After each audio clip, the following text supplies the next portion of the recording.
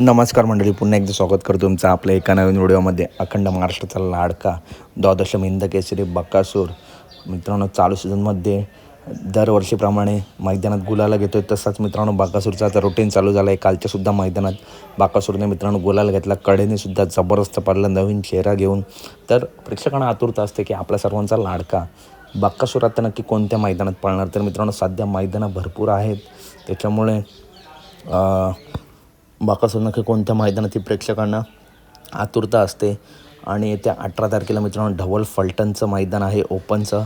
त्या मैदानात आपला बकासूर मित्रांनो मला वाटतं दिसणार नाही, परंतु अपडेटनुसार येत्या 20 फेब्रुवारीला महाशिवरात्री व श्री कुंभेश्वर यात्रेनिमित्त कुमटे नागाचे इथं भव्यदिव्य ओपनचं मैदान आहे. या मैदानात मागच्या वर्षी बकासूरने 2 नंबर केला होता.